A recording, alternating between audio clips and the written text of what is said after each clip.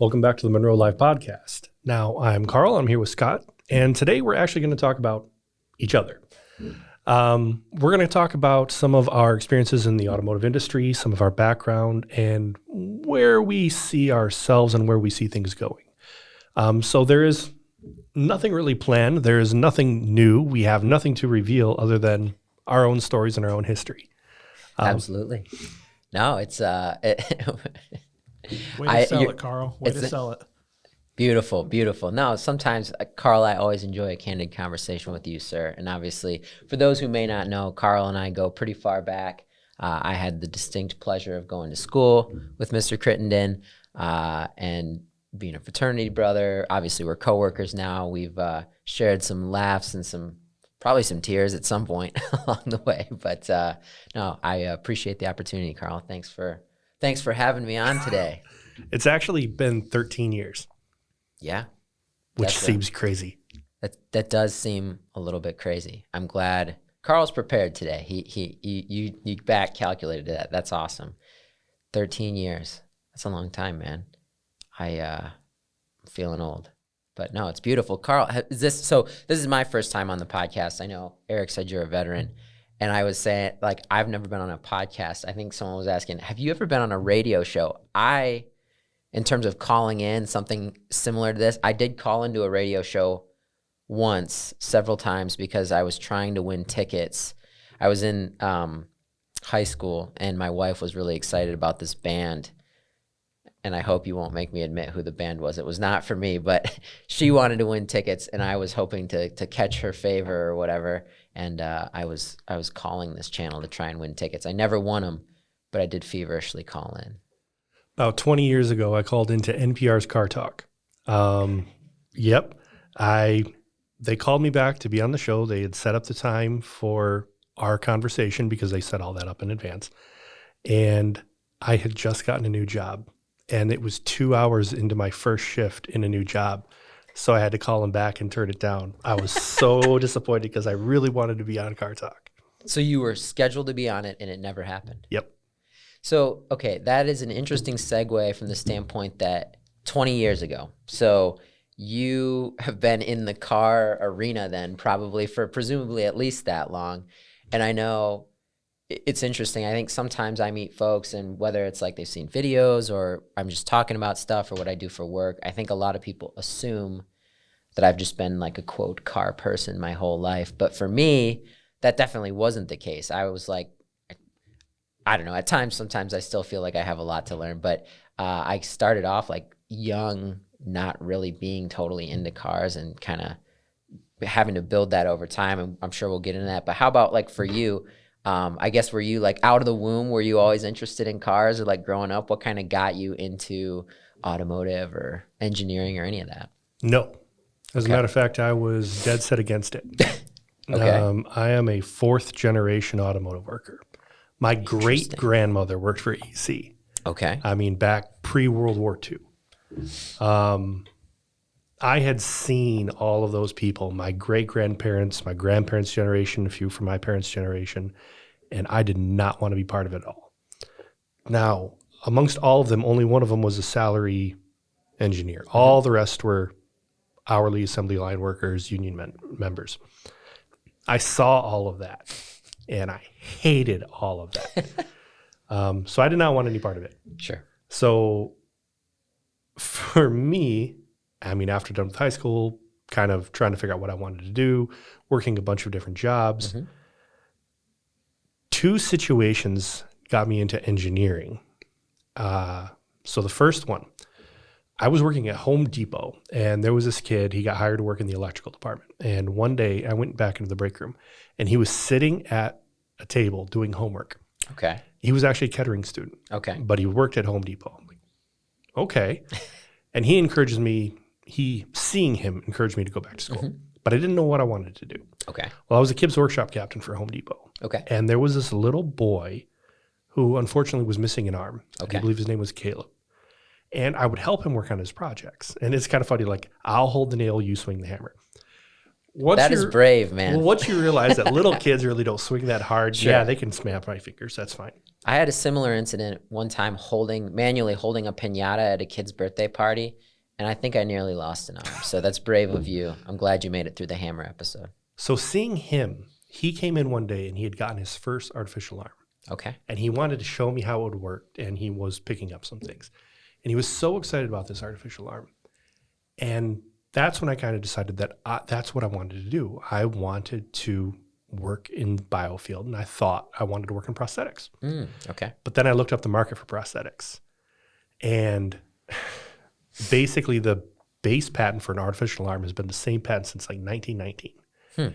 And all new development, the Secretary of Defense has his name on it because most new development is researched by the military. Interesting. All right, so I looked at that. Across the U.S., there was only like 40,000 upper arm amputees at the time. Okay. So that's a 40,000 possible customer pool if I'm making an artificial arm. Most insurance companies would only pay for one limb in a lifetime. So the market was getting narrower and narrower, and I was looking at the schools that could do it, and it's a graduate program on top of your bachelor's. Okay. And at the time, the starting salary was $40,000 a year. I'm like, all right, this doesn't work. So I was watching an episode of How It's Made in the Discovery Channel. Okay. And they were making an artificial knee. And it goes to basically the foundry, dirty shop, people working through it until it gets all the way up to the clean room environment.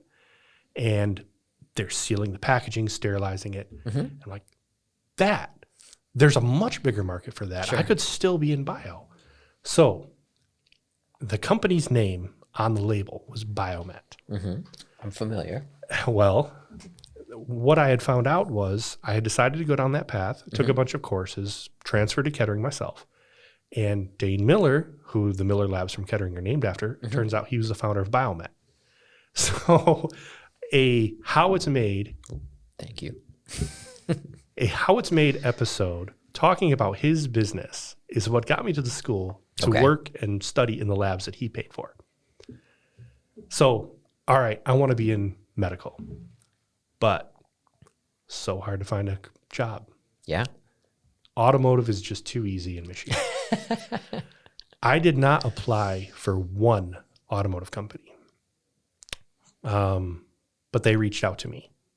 And they had gotten my resume from somewhere, I don't know where, and they had offered me a position in research. Like, okay, it's research. It should apply to a lot of different things. Sure. I won't get pigeonholed in automotive.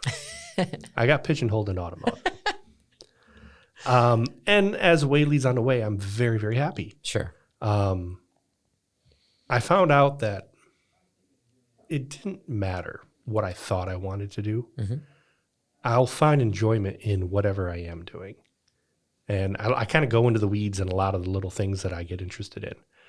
But you were able to actually start off in your education much earlier than I did. Sure. What was your thought process at the time? Yeah, it was interesting. So I think growing up, I always had like a healthy curiosity for how things worked and like taking stuff apart, and loved like it was a good day when an appliance met its demise in our house, an old tube TV or something, because that meant I got to take it out to the garage and start ripping it apart.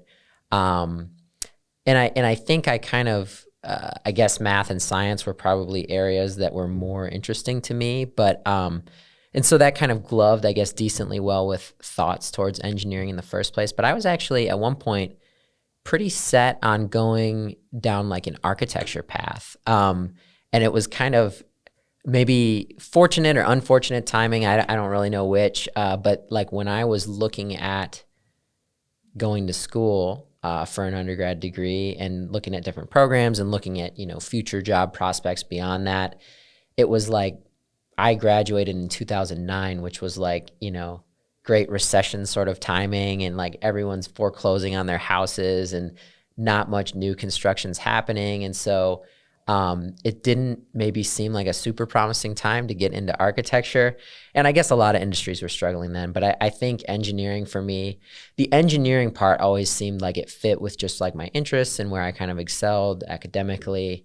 But I guess interestingly, I would not describe myself as a car person growing up. Like I was curious about mechanical things and how they worked, and levers and gears and pulleys and that kind of stuff. But I,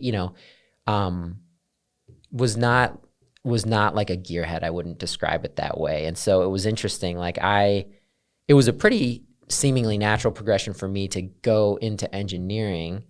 But once I got to Kettering, I think I quickly realized that I felt, they say you kind of become the people who you surround yourself by.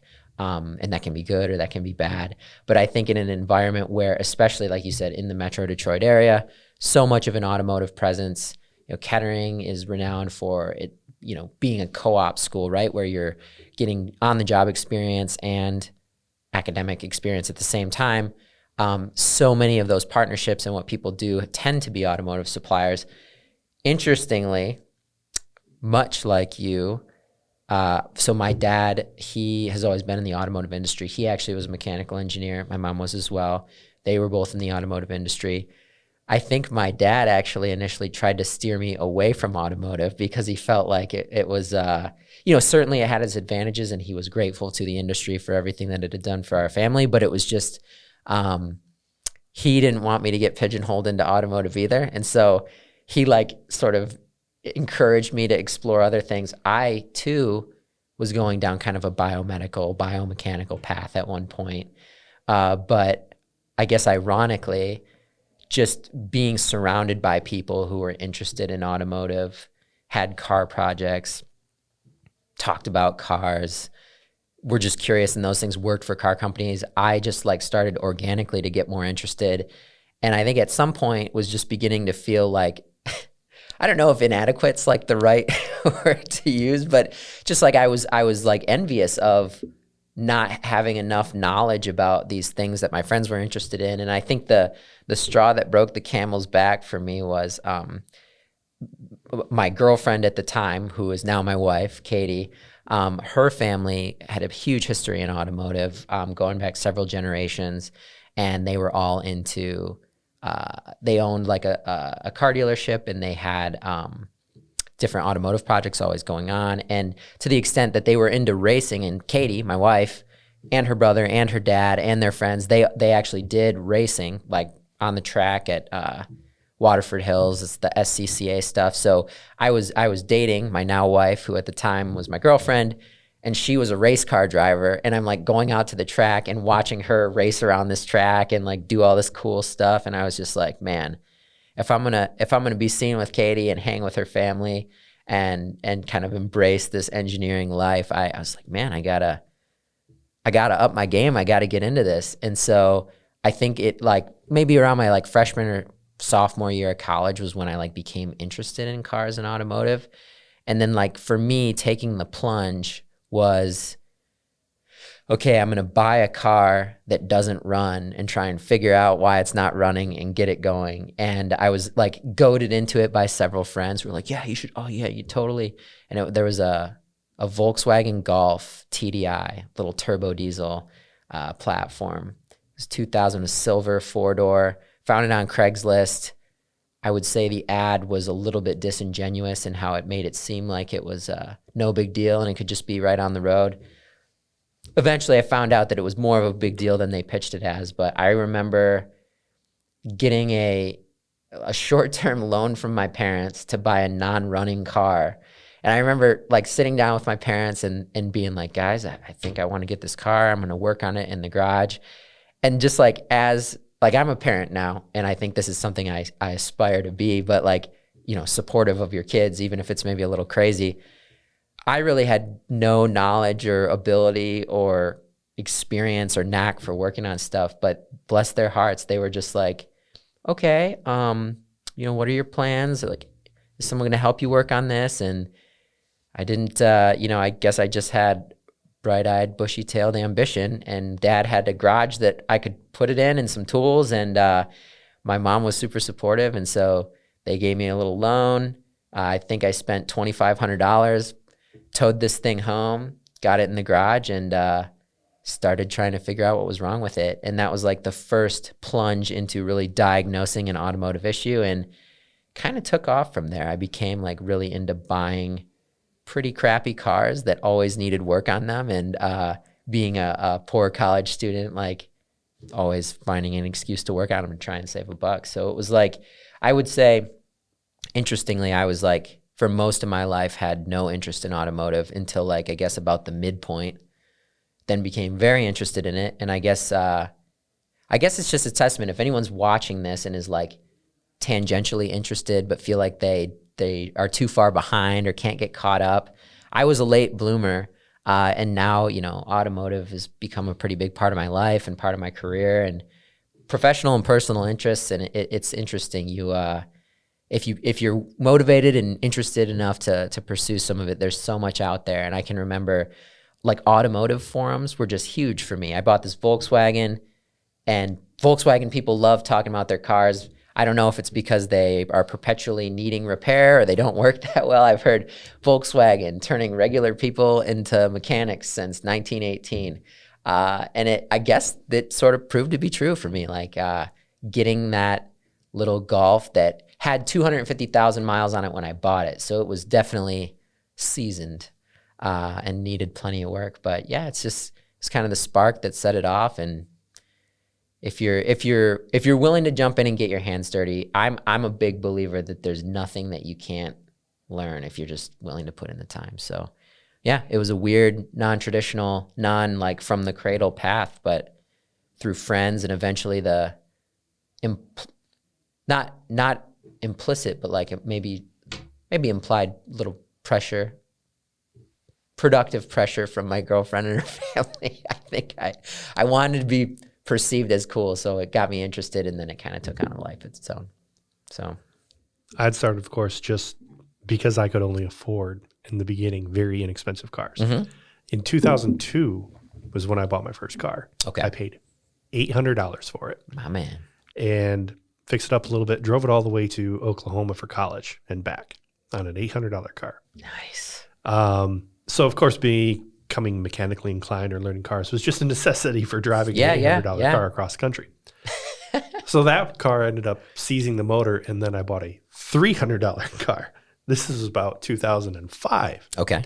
And all right, $300 car, had to fix that up a little bit and just bought some time until I could get my first Cadillac. Sure.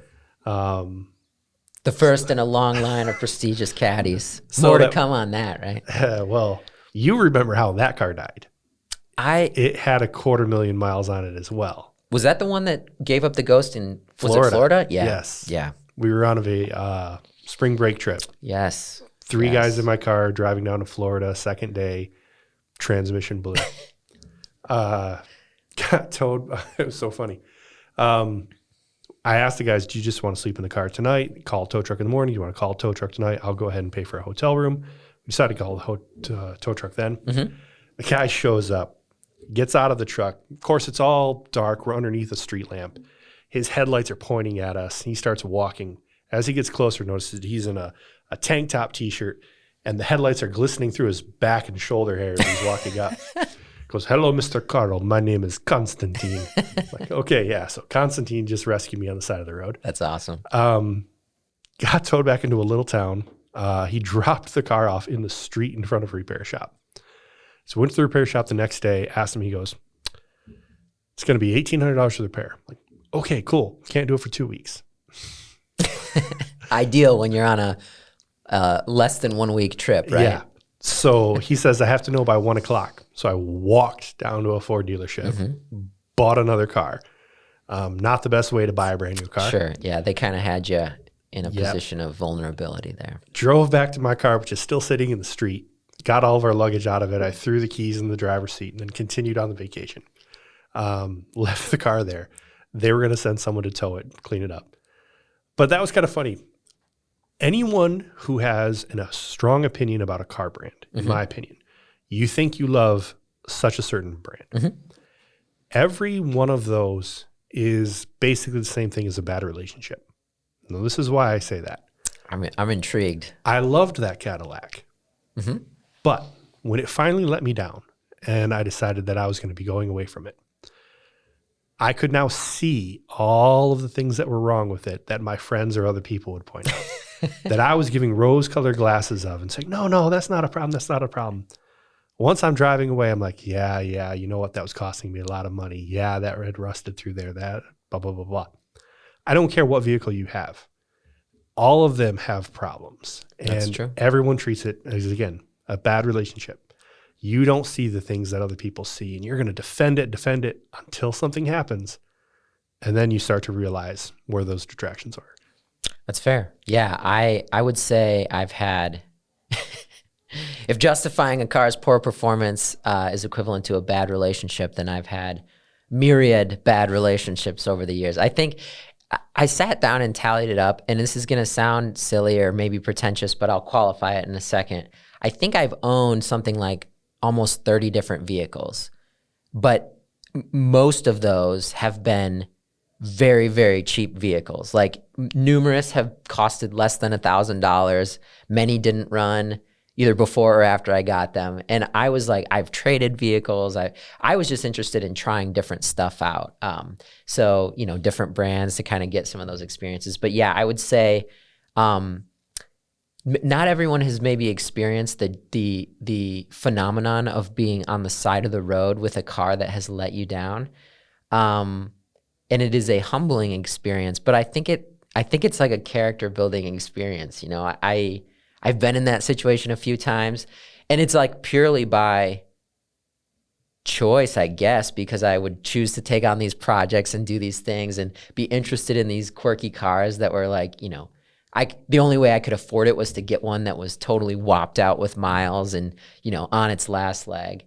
But yeah, I mean, those are some life lessons, some stories I can think of. Like, I had a 91 Geo Tracker that I paid $1,300 for. You remember this vehicle? That was the one that had the beer tap for the shifter at some point. The whole thing was painted in rhino liner. I remember I had a fuel pump that liked to just randomly quit on me and leave me on the side of the road. Fortunately, it was a really light vehicle, so I could individually push it out of traffic pretty reasonably, but that thing stranded me a few times. I know when I was driving that vehicle at one point on, it was 23 South, in the nighttime, the hood latch ripped out of the, it was rusted on the underside of the hood. So the hood didn't come unlatched. It just, the rust got serious enough that the pressure of the wind, it ripped off, and the hood flapped up and smacked the window and then ripped off the vehicle. Like on 75, it cracked my windshield, and I had to pull over and go retrieve my hood and then drive home with the hood strapped to the roof of my car. That was quite an experience. Had the hood just open, Dukes of Hazzard style. And with the like being stranded thing, I know I had a project car, my beloved 87 Volkswagen Vanagon, that I painstakingly swapped an engine into over like a year and a half. It was always going to be a project car, but at some point I moved from Michigan to Colorado. I've since moved back, but I had made that move, and I needed to get that vehicle, or I wanted to get that vehicle from Michigan to Colorado. And so after we had found a place out there, I decided I was going to fly back and do this, you know, great American road trip, which ironically, I feel like whenever anyone buys like a van life or van camper type thing, like a Vanagon is, or like any VW bus is, you know, that's what you envision yourself doing, driving around, taking these magnificent trips. As it turns out, I spent all this time working on it and really only ever took one meaningful trip in it. And it was a fun trip, but about halfway on the journey to Colorado, in the middle of Iowa, in a cornfield, in a rainstorm, I had the turbo in the engine just let go, and I puked out all of the oil in the engine. It was an oil-cooled turbo. The impeller came off its axis and just ran amok and spit all of my oil out the tailpipe. And I can remember sitting there. I loaded it back up with oil, didn't know what went wrong, started it again, all the oil shot right back out, and I was like, this is concerning. And I was like, I was right in the middle of an 18-hour potential trip, and had hundreds, if not 1,000 miles to go on either end. And I was like really forcing myself to think about like, what do I do with this vehicle? No dealer will look at it. And I called, no shop would take it because it was an engine swap and they just didn't want to have anything to do with it.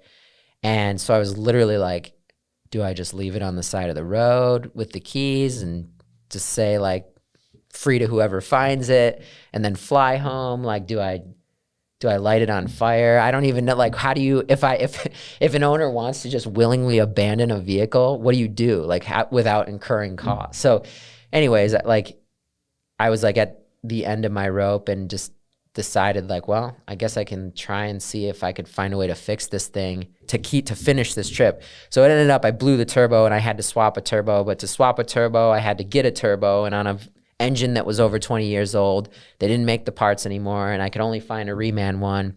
So I ended up staying in a hotel for a night and getting like a turbo, the last one I could find, overnighted.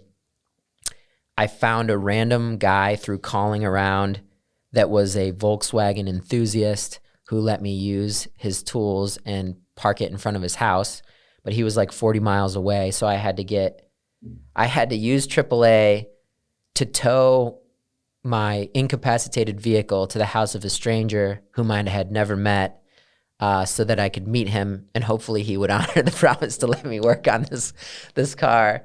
And yeah, I had to like take the engine out of the mounts and the trans to get to the turbo to get it off and switch it. And so it was like way more involved than I feel like I would ever want to do again, laying on my back in the street in a rainstorm. But over the course of a couple of days, got it running again, completed the trip, made it to Mount Rushmore, which was like sort of the pinnacle, I would say, of the journey, and then made it home to Colorado and held on to that vehicle for a couple more years, begrudgingly sold it at some point. Actually, the guy who bought it was an owner of a coffee shop who wanted it for advertising purposes. He bought it and put like stickers, decals all over it, and it sits out front of his place. The company is called, or the shop, or they're called Righteous Grounds. They're in, I think, Woodland Park, Colorado. I've seen it. The vehicle's still out there. It exists. You can find it like on Facebook or something, but super awesome guy. He was really pumped to buy it. I was glad it went to a good home. And it excites me to know that maybe someday if I get motivated enough to try and reclaim it, he might be willing to sell it back to me. I don't know. But I got out of that relationship and it was a good one. I liked it. But it did have a ton of problems. You're right. I justified it at the time, but it was a pain in the butt and it was always falling apart. So. Hey, Scott. Yeah. I know you're excited, but please stop banging on the table. You can't put this bird in a cage, Eric. I'm sorry, man. No, truly. It's hard to... I blame Corey for wanting these metal tables. Did he start that? This was his idea. I'm with you. They do look cool. They do. The rivets. Everyone smacks them, and then all you hear is boom, boom. That's fair. I don't know what to do with my hands anymore. I'm just going to put them up here. Continue. I'm glad. So I have learned that with all the cheap cars that I've owned, I always carry a tow strap in my car and a $20 bill, because at least 3 times now I've been either broke down on the side of the road or spun out in the snow. And as long as you hook up your own car, just stand on the side of the road holding the loose tow strap, some guy in a truck is going to stop because he's going to feel this is why he exists. This is what we play for. Yeah. And that's a great idea. I've been able to get myself rescued for no more than $20 3 times due to that. But in going past that, I mean, the junker car is now trying to move into something a little bit nicer. And for me, after graduation, I decided I wanted to get a classic car. Yes, so I love talking about this topic with you. Carl, bring us up to speed, man. What was your dream car? What are you working on? I wanted a Buick. Okay. Mid-50s Buick. Okay. Now, this is why. My grandfather worked for Buick City for 44 years. Okay. My great-grandfather worked for Buick City. And I wanted to have some sort of a connection with them. As a matter of fact, wait, what is Buick City? Buick City was the Buick plant in Flint, Michigan. Okay. It was over 300 acres. Got it. At one time, okay. was So it largest. was such a complex that it was referred to as a city. Yes. I'm with you. Okay. So I wanted to feel that connection to them. As a matter of fact, I think the first car I ever drove was my grandpa's Buick Roadmaster. Okay. It would have been in the early 90s. I think I was 12. They sent me to the store to buy a pack of cheese. And I still remember this burgundy Buick Roadmaster. My back could not touch the seat. I was sitting on the front of this bench seat, driving this thing to the store. And I remember to get a pack of cheese. And I think we are past the statute of limitations, right? Yeah. So if they want to come after you now, it's too late. So I wanted a Buick. And I couldn't find one. And then one popped up, but not a Buick, but a Cadillac. Okay. I'm like, well, you know, for me, I prefer luxury cars. Okay. I don't care about your coupe. The coupe was the base model. If you're going to collect a collector vehicle, why would you want the base model? Why not the high-end version? Okay. Which is why I wanted the Roadmaster. For my Cadillac, it's the Fleetwood. Series 60 Fleetwood, which was the high-end one. So those are so the Cadillac and the Buick would be like same platform essentially for GM at that point. Okay. It would have been the X frame. Okay. For the 60s at least. Okay. Buick and Cadillac were distinctly different. Okay. I mean, Cadillac kept themselves different from everyone. Yeah. They always wanted their own engines, everything. As a matter of fact, I was getting the rear ball joints and bushings, and I had ordered a set and got it, and it was completely wrong. So I contacted the seller. He says, well, I figured that 61 Chevy would be the same as Cadillac. No, they're not. Cadillac was unique. So anyway, I'm looking at this listing, and I'm like, I'm hem-hawing around. I'm talking to one of my grandmothers, and I said, I just can't afford it. And she looked right at me and she goes, yes, you can. I'm like, well, you're right, I can. So I go to look at this car. It's in the basement of a barn in Parma, Michigan. Which not all barns have basements. This one did, which was kind of funny. So it was a big beams. This was where the cow troughs and other stuff was. There was actually a tractor on the floor above it, big, thick boards. The tractor was leaking oil through on top of this car. And the barn, because it was built on that angled hill, was actually tipping over off the hill. So it had been part of a estate. It was originally owned by a couple. They were older when they got it. They died and went to their daughter. Their daughter couldn't sell her parents' car, so she kept it in the barn. Well, she was old too. Okay. She ended up passing away. The estate went into probate, and it sat for years until one of the sons was finally able to liquidate it. So I'm looking at this car. I'm like, everything was there, but it was rough. It had been sitting since 1976. And I'm always curious. So was this a Craigslist ad? Where did you track this down? Yep. Okay. Craigslist. So I decided, all right, I'm going to go and buy it. And all of the trees had grown up around the door. So we had to go out with chainsaws and actually cut down a bunch of trees to be able to get this car out. Because the barn was tipping over, the door was angled, and they had put beams to support the door. The vehicle, I think, is 81 inches wide, and it was only 1 inch narrower than the door opening that was left. Again, this vehicle has no brakes. This is a door opening that is like a parallelogram at this point, right? Because the building's falling over. The building has no brakes and basically flat tires. Oh, I had brought air tanks with me, and I asked the guy if I could air up the tires so I could look under it. He goes, no one's ever asked that before. They held air. As a matter of fact, it's still sitting on those tires. Amazing. So I ended up getting it home, and I was so excited. I thought, oh, yeah, I'll go break the engine free, do a tune-up. I'll start this thing up, and I'm going to drive it like it's a rat rod. Just rough. I'll keep that. Yeah, I love that. Not aesthetic. a chance. Yeah. That engine was completely seized. Sure. But I didn't know that yet, so I was so excited. Every trip home until I could get that home, I was buying more things for a tune-up. Okay. So I had everything for a tune-up for this car sitting on my shelf. All the spark plugs, wires, oils, blah, blah, blah. Never once used any of it. It sat. So now I'm probably $30,000 into the restoration of this car. Haven't even done paint yet. It's probably going to at least be another $20,000-$25,000 until I'm done. When I'm finished, the car will be worth $30,000. So everybody always asks me, well, why would you put that money into it? It's not going to be worth it. And this is what I say. Some people go skiing. How much money do they get back from that? Not very much, No. it turns out. This is my hobby. This is what I do when I get home. I was sandblasting parts last night. Yeah. And some people say, well, when are you going to get it done? My hobby is restoring a car. Why would I want to finish?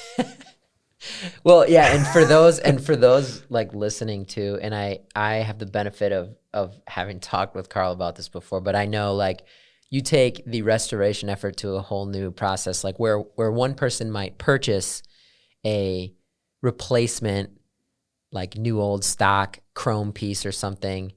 Nay, you are actually like doing the plating on some of like your trim pieces and stuff to bring them back to their former glory. But like you've created like a plating apparatus in your barn, right? And I feel like Carl's restoration is, you're like taking on the the responsibility of the manufacturer of some of these parts. Is amazing. I was on a Cadillac forum, one of the original ones that I was on, and I looked up the statistics before this forum actually went under. Half of all of the information that had been created on the forum was from me and my car. I had created all the tutorials. I have a 147-page manual that I made for the brakes. Eric, we got to put a link into that if that's out there. So yeah, I had gone through, and I love it. So I've helped people all over the world because I have the most detailed teardown. Now, here's the thing. I have all these parts torn down, photographed, detailed assembly, blah, blah, blah. So I have people who contact me and say, hey, what was this part? Or where did this one go? Or how did this go? And I give them information. And then they come back and they say, oh, that's great. That fixed the car. And it's running great now.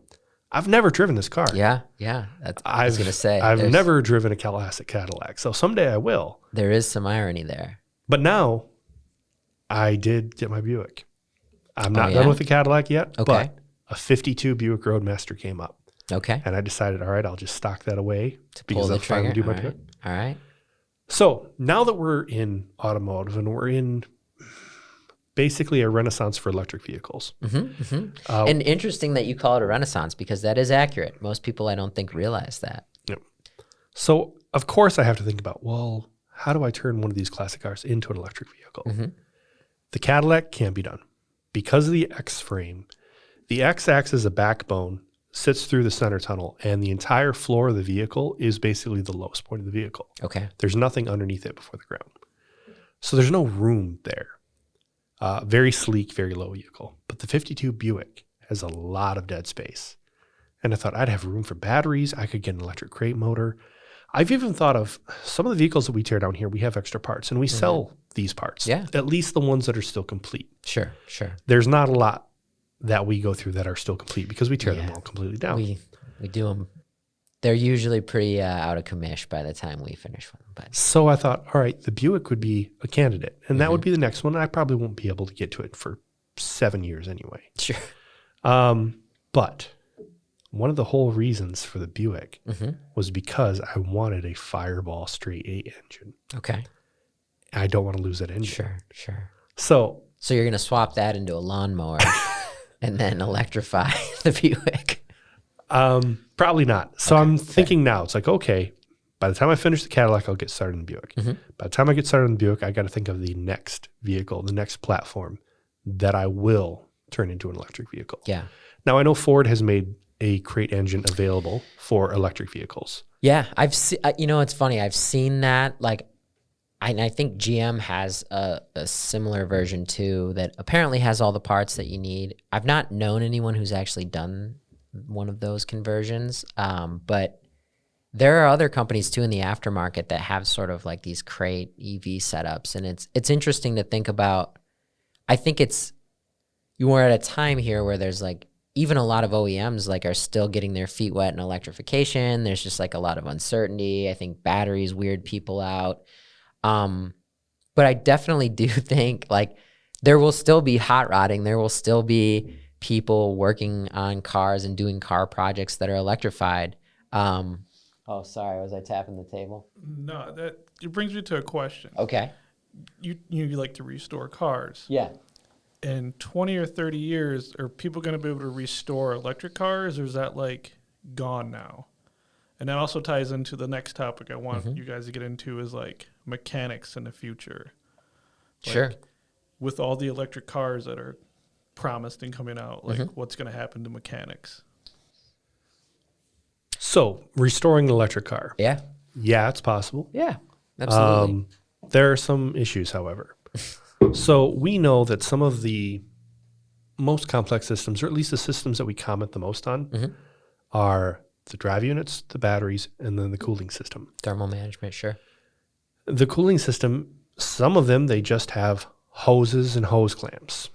That's easy to modify. Some of them are more integrated. They have full systems that are molded specific to that vehicle, specific links. Sure. That would be more difficult. But Sure. you could probably fit in and replace components on some things like that. I think that it will be possible. I think that it will be expensive. But it's expensive restoring a classic car as well. As a matter of fact, I was thinking about for mechanics. People say, well, no one's going to be able to work on a car. Like, yes, they will. And they said, well, are we going to put mechanics out of business? All the people that are currently doing all this stuff and now we're changing electric. No, we're not. Here's an example. You can still go to a mechanic, certain ones, and get babbited bearings. Do you know what a babbited bearing is? I don't even know what a babbited bearing is, Carl. So basically, Enlighten me. think about Model T. Those engines, the bearings for the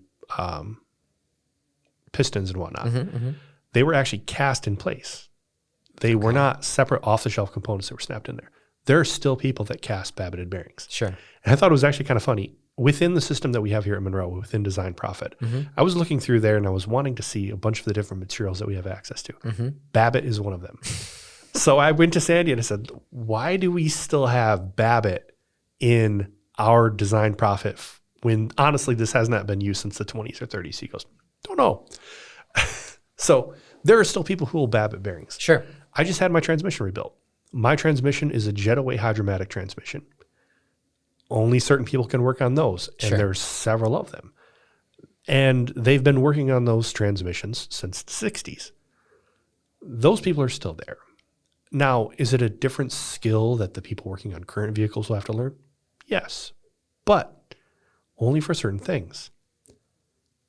My Cadillacs, honestly, for the Cadillacs that I drive regularly, they have been the most unreliable cars that I've owned. Just like most BMWs or Jaguars. That Ford that I bought on vacation was the most reliable car I've owned. Yeah. I mean, I took it to 200,000 miles before I gave it away. The only thing, I did brakes once, and oil change and tires are the only things that I ever put into that car. Yeah. However, like my Cadillac that I'm driving now, I've done wheel bearings 5 times.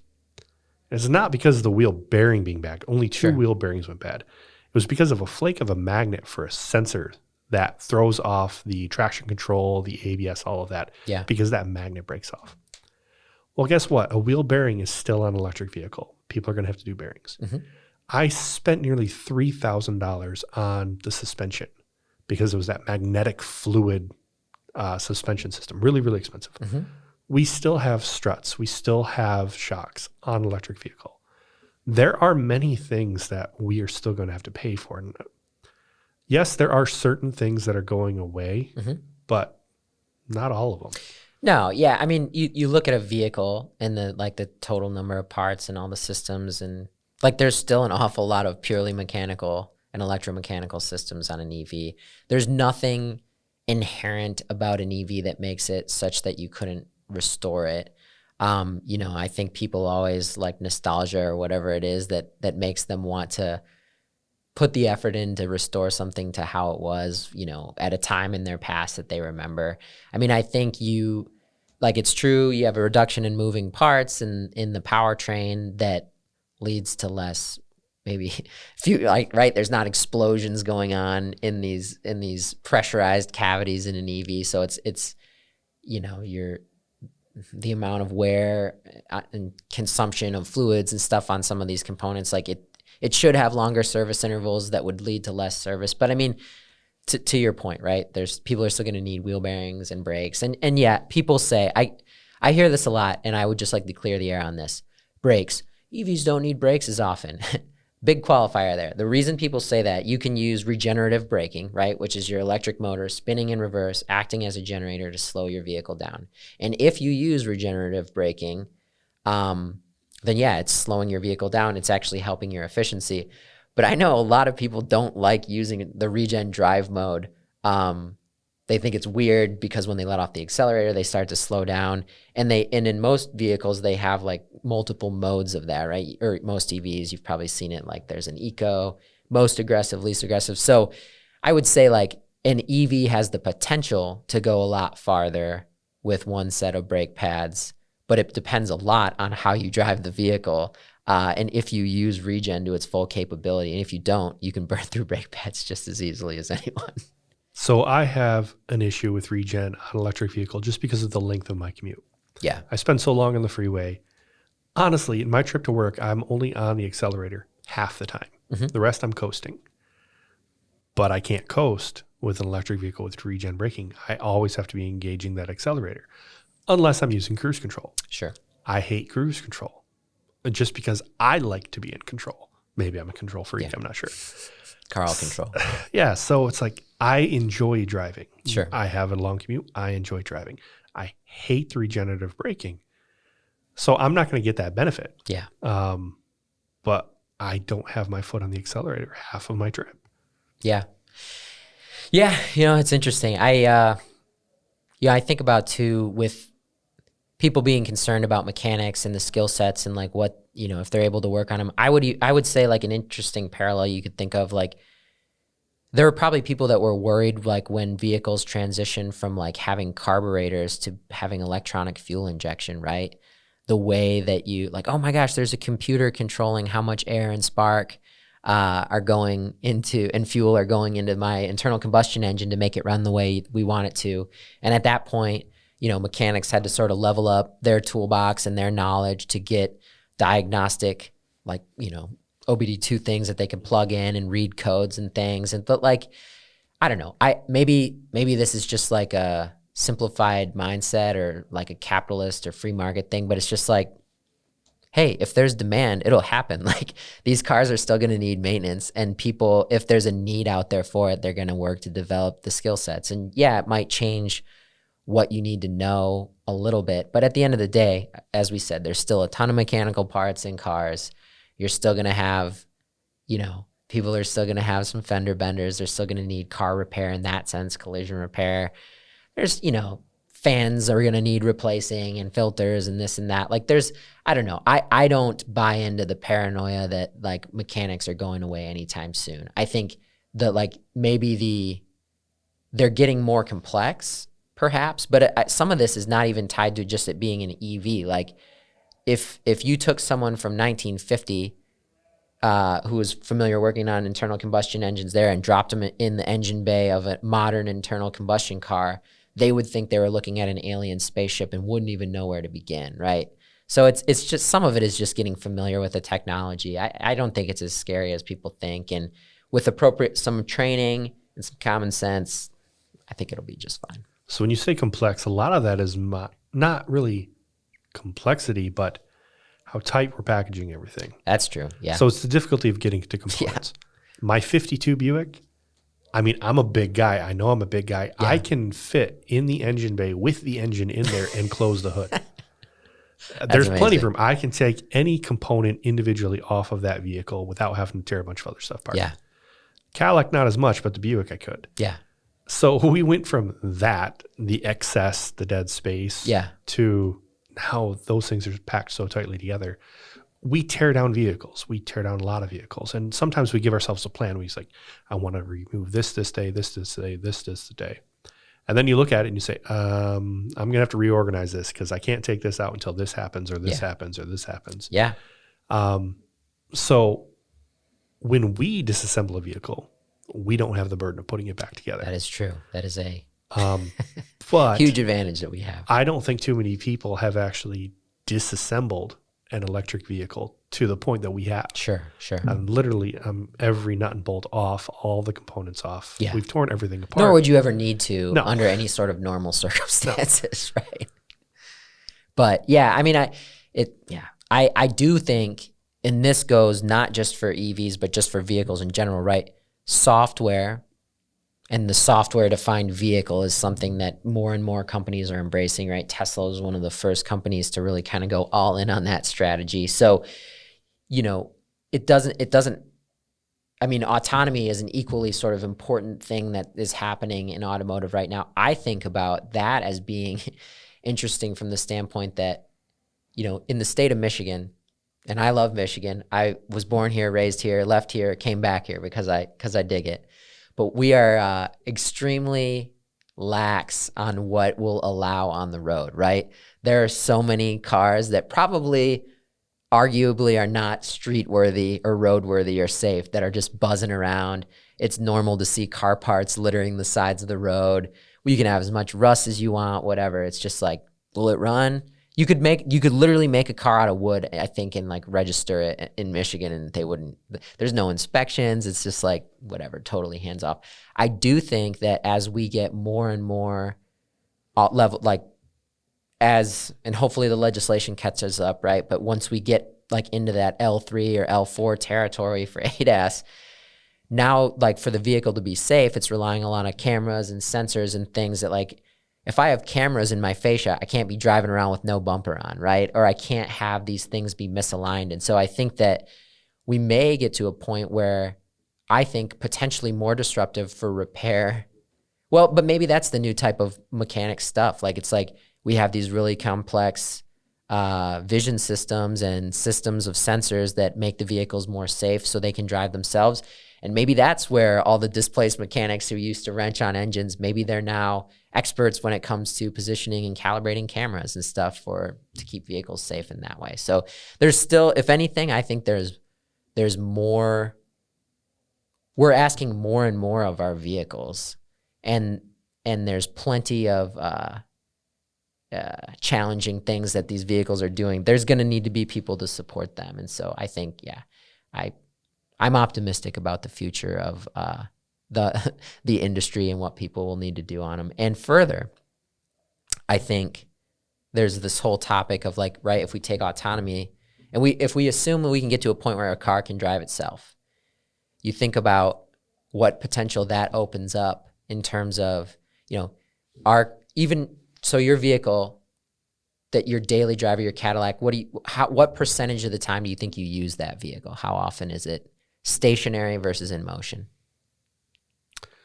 I do 2.5 to 3 hours per driving per day. Okay. Yeah. So maybe,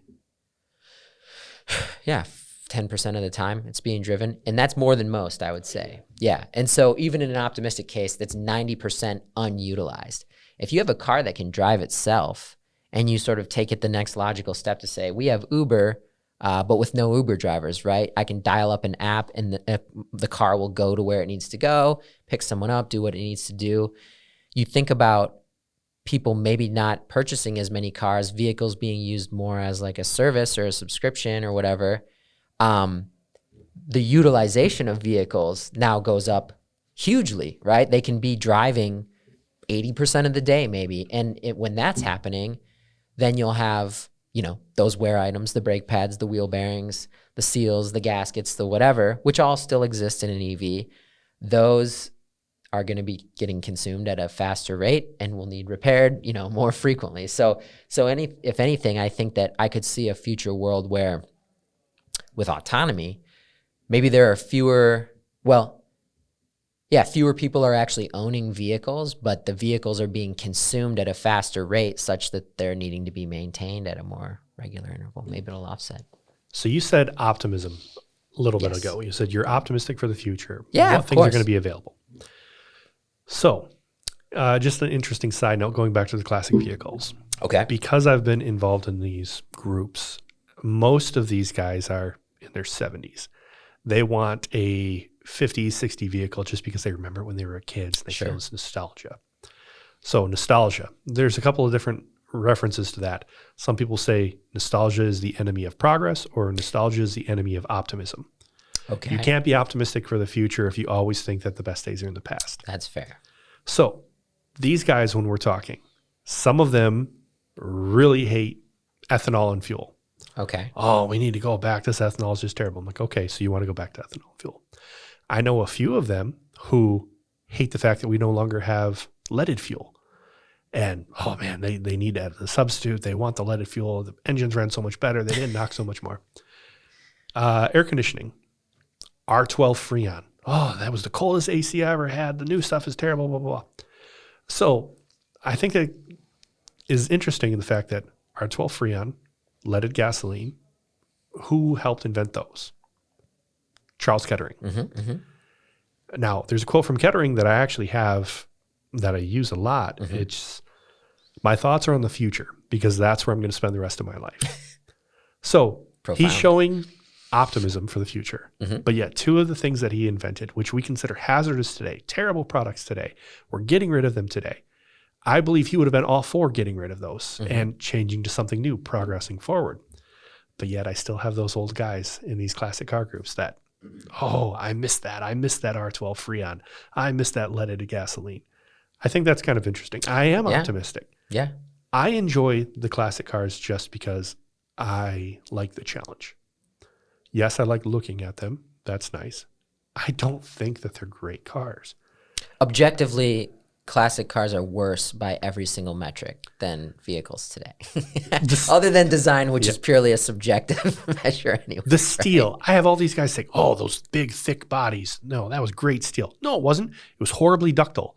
If I can take a little tiny hammer and I can shape and bend that steel, yes, it's thick, but it's poor quality. The steel that we have on cars today are much better. And I cannot sit there and hammer and shape it because it's not going to form that way, but it's much thinner. Yeah. So it's interesting to me how we have really advanced, but people don't recognize it as an advancement. Yeah. So I'm going to chime in here for a minute. Yeah. I pulled up an article on Cleantech from April 4th, and it's Will the Retrofit EV Conversion Industry All End in Tears? I haven't read the whole thing, but they're basically talking about like rules and regulations that could come down, especially with like the batteries and how much voltage you can have, etc. So is that like a concern? And right now, is it regulated? Like how much if you wanted to convert your own car to an EV? Like, yeah. So, I mean, my understanding, it may be different in different states, but I mean, I've watched many videos of people doing builds where they take a car that started out as an internal combustion car and they do an EV swap. Usually it involves building your own battery enclosure where you're taking the cells or the cell modules out of a battery pack from usually a Tesla, but from other vehicles as well. Seems like most people like the Tesla swaps. I guess the thing is, from my perspective, it's not regulated, right? But people that engage in it, like an EV swap, if you're putting a battery, there's a reason why OEMs and like clients of ours and suppliers put a ton of emphasis on the safety and design and development and validation of a battery pack that's going to perform the way you want it to and be safe in adverse scenarios.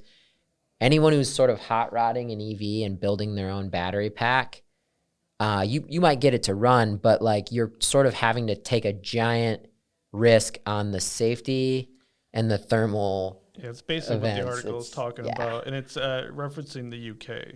Okay. So referencing UK, referencing a lot of those types of standards.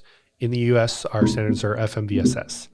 Now, FMVSS standards are basically only for the OEMs. Mm-hmm. And they change depending on the number of vehicles that you build per year. Yeah, sure. So if you're a low volume builder, there are things that are allowed, which would not be allowed for a high volume builder.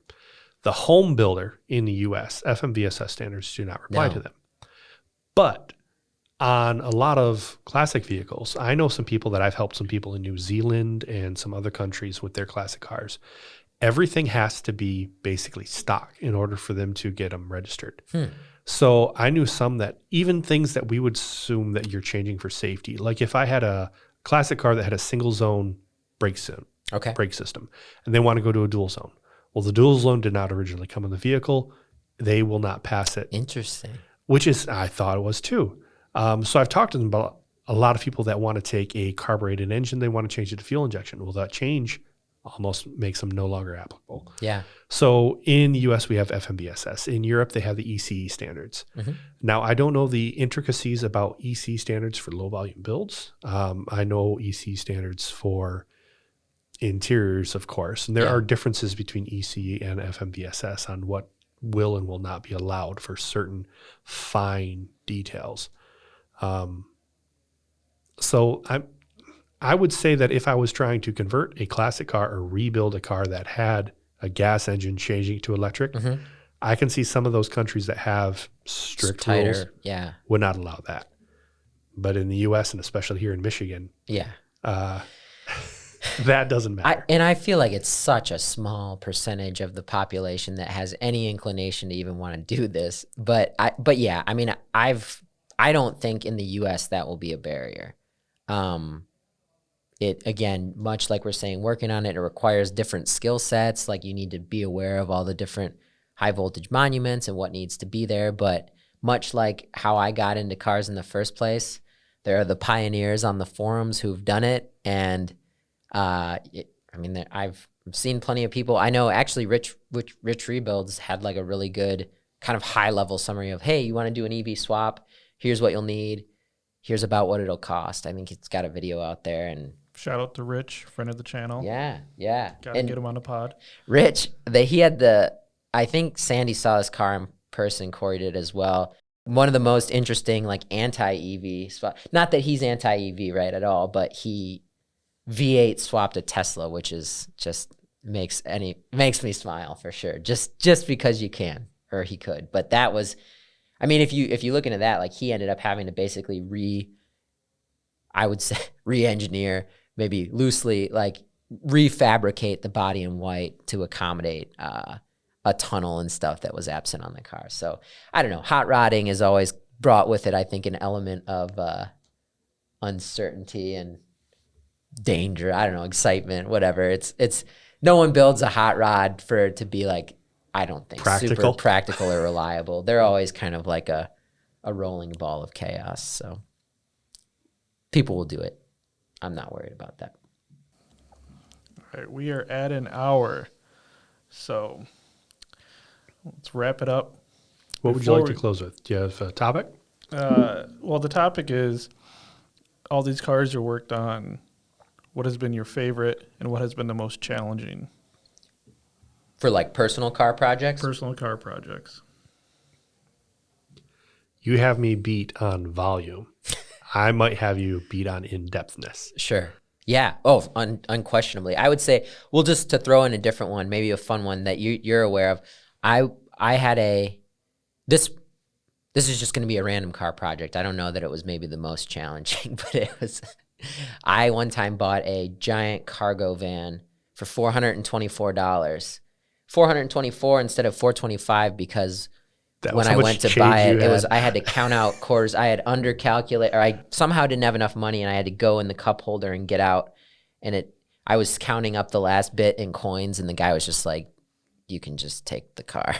And it was so yeah, like $424. It had a spark plug blown out of the head, barely ran.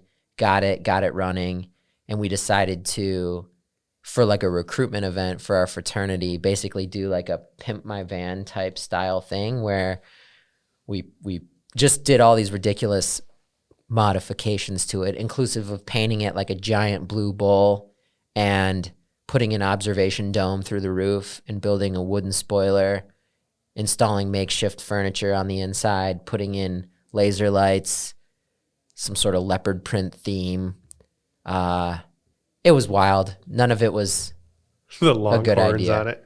Oh my gosh, man. But it was, that was fun. I would say that the amount of smiles per mile generated from that vehicle were unrivaled in anything else I've ever had. Smiles per mile. I like that.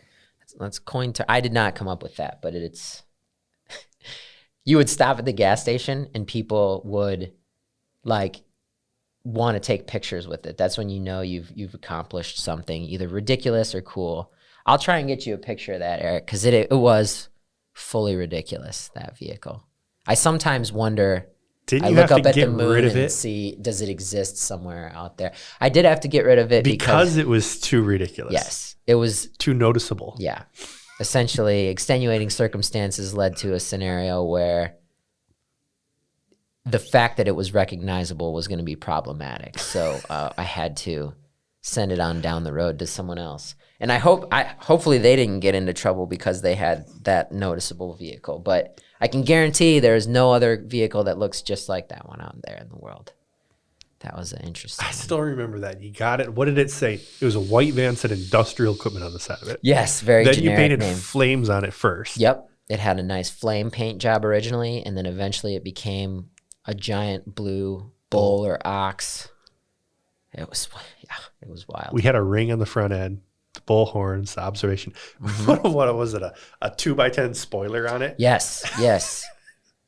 Rough cut lumber makes for great aerodynamics, especially when bolted through the hood of a vehicle the shape of a toaster. It was excellent. And all those through the roof modifications led to a lot of leaks and a lot of silicone. It was, again, that was what made me believe that in Michigan, if you can dream it, you can do it. There's really no limitation to what you can have on the road. It's amazing wonderland. Well, I don't know if we talked about anything important, but I think I'm this has been nearly a lot of positive fun. that we didn't, but I have enjoyed it as well, Carl. So this has been the Munro Live podcast. I know that we're going to have more conversations with more people, more of the different groups within Munro going forward. Yep, get to know all the engineers that you see on the Munro Live channel. And I think we probably all have crazy stories and crazy backgrounds. So you can go ahead and pick out which ones you think are the best or the worst, depending on which one you value more. Sure. If you are not a subscriber, please do subscribe to the Munro Live podcast and look forward to the future episodes. Yeah. Thanks for having us on here, Eric. Thanks for setting this up. Again, now I can say I've been on a podcast, and it's Carl, it's been a pleasure. Yes, sir. All right, man. All right. Thank you for listening to the Munro Live podcast. If you liked today's episode, please make sure to rate and review us. Thanks to this week's host, Carl and Scott, and to producer Eric, me. Follow us on Twitter Shameless at plug. MunroLive_pod and view episodes by subscribing to our YouTube channel, Munro Live Podcast.